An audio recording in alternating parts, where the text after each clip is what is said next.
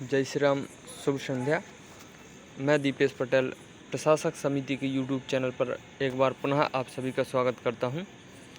तो गत कक्षा को आगे बढ़ाते हुए आज हम पुनः विसर्ग संधि के विषय में जानेंगे। कल हमने संधि के विषय में जाना था, उसी के आगे बढ़ाते हुए आज हम विसर्ग संधि के सत्व संधि के विषय में आज पुनः जानेंगे। तो सत्व संधि की परिभाषा अथवा नियम जो है वह देख लेते हैं। विसर्ग के स्थान पर श, श, स, मतलब इनमें परिवर्तन। विसर्ग के स्थान पर श, स और श में परिवर्तन होना। परिभाषा देख लेते हैं। पहले शब्द के अंत में यदि विसर्ग हो और अंतिम शब्द का पहला वर्ण च, छ और स हो तो विसर्ग का श में परिवर्तन हो जाएगा। दूसरा देख लेते हैं। पहले शब्द के अंत में यदि विसर्ग हो और दूसरे शब्द का अंतिम दूसरा शब्द है उसका प्रथम वर्ण ट, ठ और श हो तो विसर्ग के स्थान पर श में परिवर्तन हो जाएगा। तीसरा देख लेते हैं। पहले शब्द के अंत में यदि विसर्ग हो और अंतिम शब्द का प्रथम वर्ण जो है वह त, थ और श हो, दंत सकार हो तो विसर्ग के स्थान पर दंत सकार हो जाएगा। इसको और विस्तार से समझने के लिए, आसानी से समझने के लिए और देख लेते हैं। सत्व संधि विसर्ग के स्थान पर जो परिभाषा है वह ऊपर रखी है हमने, उसको आप देख के कर सकते हैं। विसर्ग के स्थान पर श, स और स। तो जो विसर्ग होता है, किसी भी शब्द यदि हम लिखेंगे उसका, जैसे कि राम लिखा है यहाँ, उसका जो दो पीछे बिंदु लगे उसको विसर्ग बोलते हैं। तो वह विसर्ग होता है किसी भी शब्द का अंत में विसर्ग यदि होता है और उसका अंतिम वर्ण यानी द्वितीय जो शब्द है उसका प्रथम वर्ण जो है उसमें च, छ और स यदि है तो विसर्ग का परिवर्तन स में हो जाएगा। उदाहरण देख लेते हैं। जैसे कि लिखा है यहाँ रामः लिखा है, यहाँ रामः लिखा है तो रामः में विसर्ग है और इसका जो द्वितीय वर्ण है च, इसमें च लिखा हुआ है। जो द्वितीय, यहाँ और भी शब्द होते तो ठीक था, वो नहीं है, केवल च है। तो जैसा कि हमने सूत्र में देखा, यहाँ विसर्ग के स्थान पर श, श, स में परिवर्तन हो जाएगा। कब? जब विसर्ग के बाद में जो शब्द आता है उसके जो शब्द का प्रथम वर्ण यदि च, छ और श है तो विसर्ग का श में परिवर्तन हो जाएगा।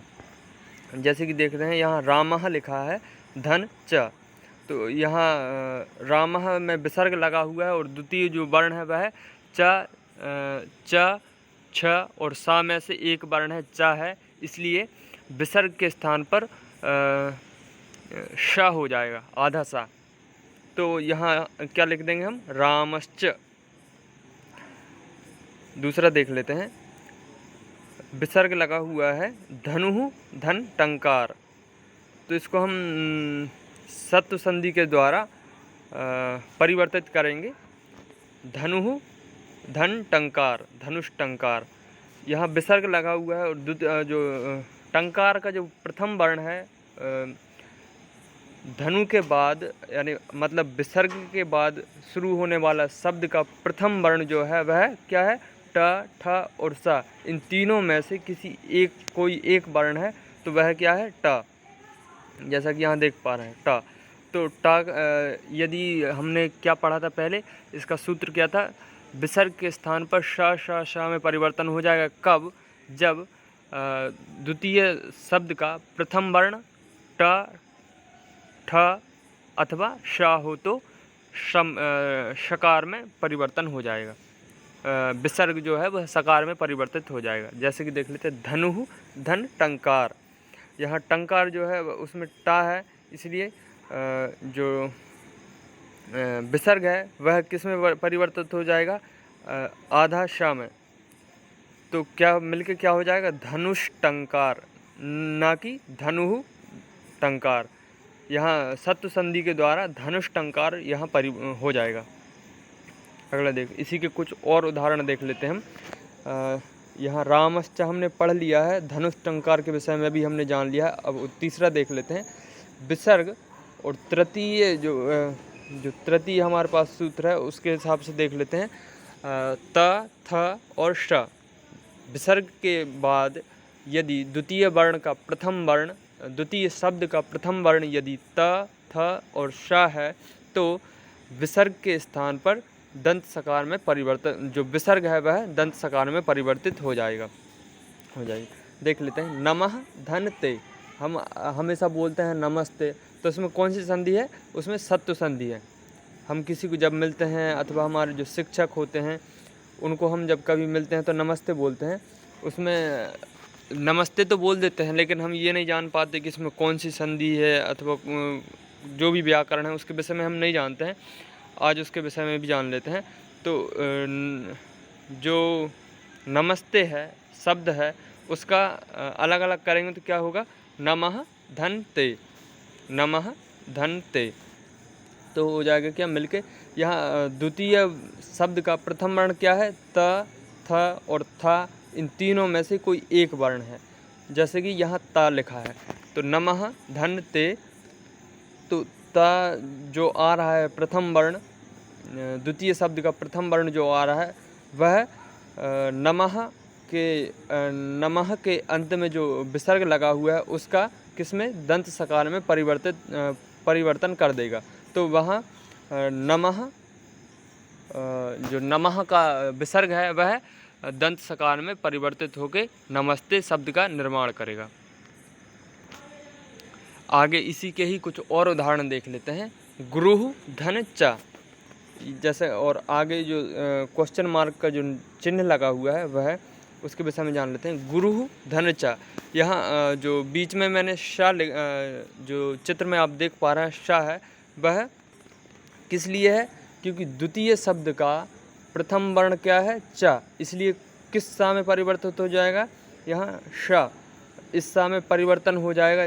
जो जैसा कि आप देख पा रहे हैं इस सा में यह परिवर्तित होके यहाँ हम क्या लिखेंगे? श। तो दोनों को मिलाएंगे जब हम गुरुः, चूँकि यहाँ विसर्ग का लोप हो चुका है उसके स्थान पर अर्ध सकार आ गया है तो हम क्या पढ़ेंगे? गुरुश्च। इसी के कुछ और उदाहरण देख लेते हैं। कः, एकः, मनः, बालः, तपः, दारुणः, इन्हीं का देख लेते हैं। इनका द्वितीय यहाँ विशेष प्रकार से ध्यान रखना है। द्वितीय जो वर्ण है उनमें ता हो, ता, था, जो भी है ता, था अथवा टा, ठा, इनमें से कोई एक वर्ण भी यदि होता है तो जो तीन सा है उनमें परिवर्तित हो जाएगा। जैसे कि देख लेते हैं, कह धन चित, मतलब जो इसका द्वितीय कह, चित में द्वितीय वर्ण क्या है? चा। तो इसमें जो कह का जो विसर्ग है वह लोप हो जाएगा और उसके स्थान पर शकार आ जाएगा यहाँ। तो क्या मिलके क्या हो जाएगा?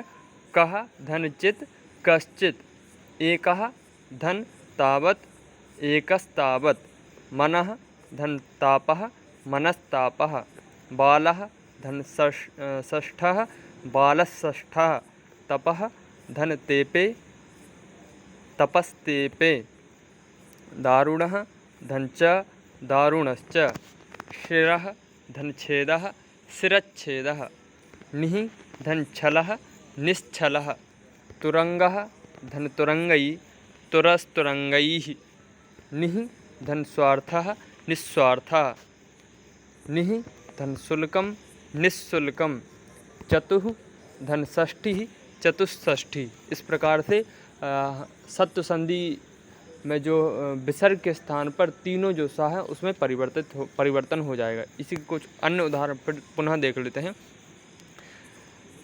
किसी भी शब्द का वर्ण जो होता है उसमें विसर्ग लगा होता है प्लस पावर्ग या का वर्ग आने पर, जैसा कि गत कक्षा में हमने 5 वर्ग के विषय में जाना था, का वर्ग, चा वर्ग, टा वर्ग, इस प्रकार के का वर्ग, पा वर्ग, चा वर्ग, इस प्रकार के जो वर्ग थे, 5 प्रकार के वर्ग थे, उनमें से ही 2 वर्ग यहाँ हैं। पा वर्ग और का वर्ग आने पर क्या होता है देखते हैं।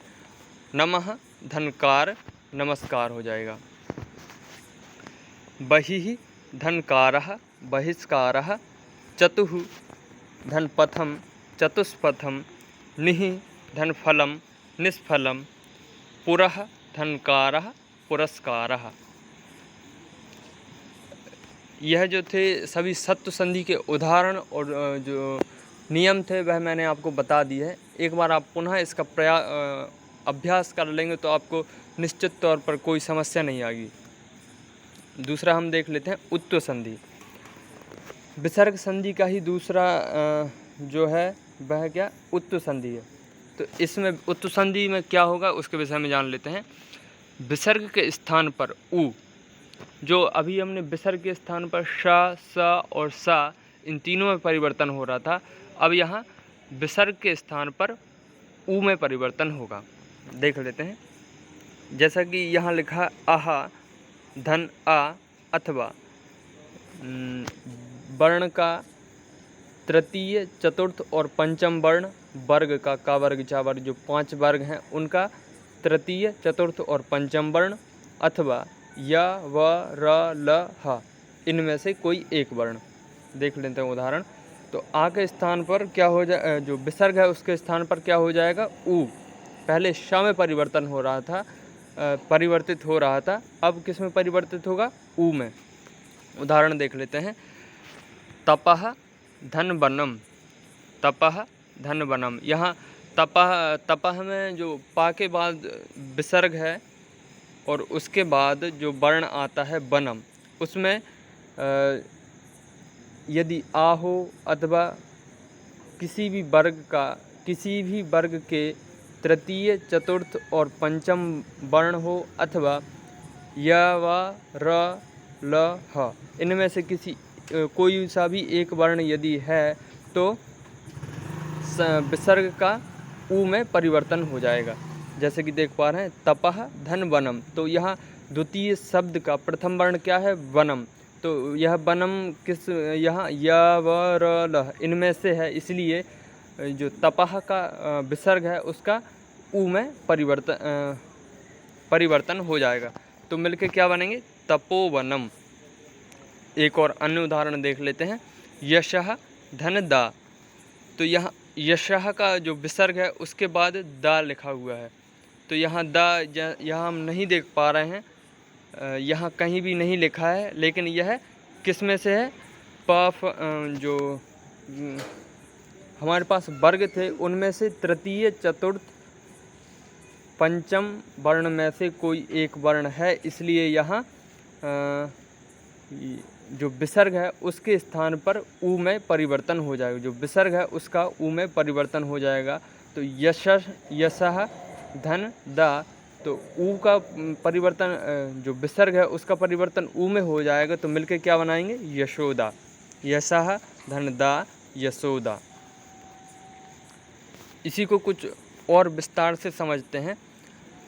तो आह धन आ, वर्गों के कोई सा भी वर्ण है यदि उसके विसर्ग के बाद यदि कोई से भी वर्ण आते हैं उसके बाद आ, अथवा वर्गों के तृतीय चतुर्थ और पंचम वर्ण हो, अथवा य व र ल ह इनमें से कोई भी एक वर्ण हो तो विसर्ग का उ में परिवर्तन हो जाएगा। देख लेते हैं। मनः धन विकारः, तो यहाँ विकार जो है जो बी है, द्वितीय शब्द का प्रथम वर्ण जो है वो बी है, वा है मतलब, तो उसका मनः का विसर्ग जो है उसका उ में परिवर्तन हो जाएगा। तो मिलके क्या बनाएंगे मनः धन विकारः मनोविकारः। एक बार और विस्तार से समझ लेते हैं हम इसे। तो सबसे पहले हम इसको परिवर्तन करने के लिए क्या लिखेंगे मनः और विकारः, इन दोनों को अलग अलग विभाजित करके मतलब विच्छेद करके संधि विच्छेद जो है वह करके लिखेंगे। तो म धन अ धन न धन अ धन विसर्ग, और विकार को हम अलग अलग लिखेंगे वी धन ई धन कारः,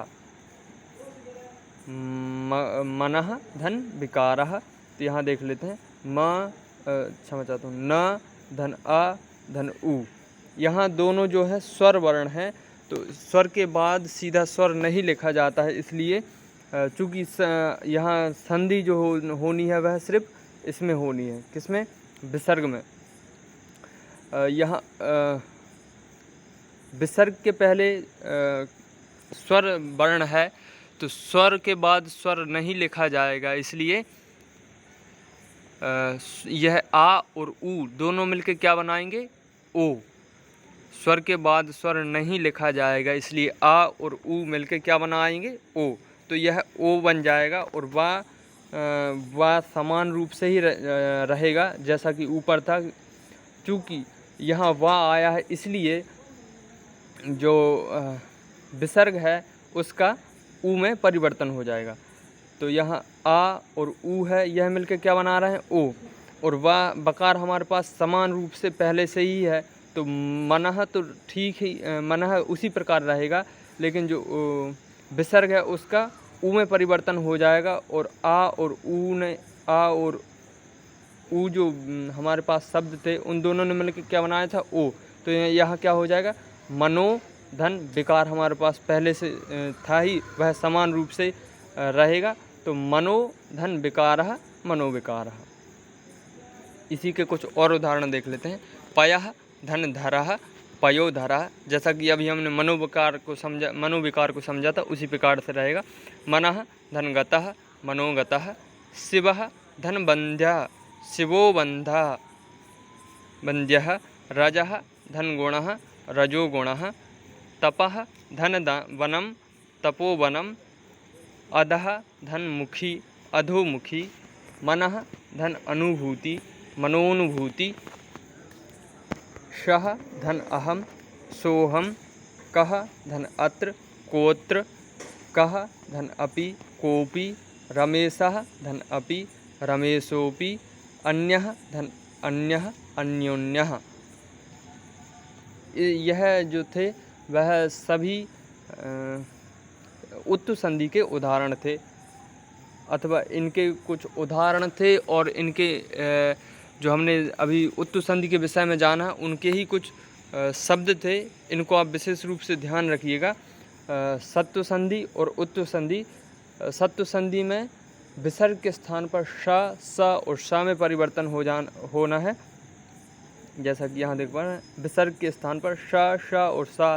और सत्व संधि जो है इसका विसर्ग के स्थान पर ऊ में परिवर्तन होना है।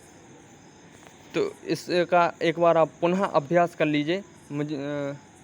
यदि आप अभ्यास कर लेंगे तो आप निश्चित तौर पर जो संधि है, संधि उत्तु संधि और सत्व संधि, इनके विषय में आप आसानी से समझ सकते हैं और इनको हल भी कर सकते हैं। चलिए, तो आज की कक्षा यहीं समाप्त करते हैं। कल पुनः दूसरे संधि के विषय में हम जानेंगे। तब तक के लिए जय श्री राम, शुभ रात्रि, शुभ संधि।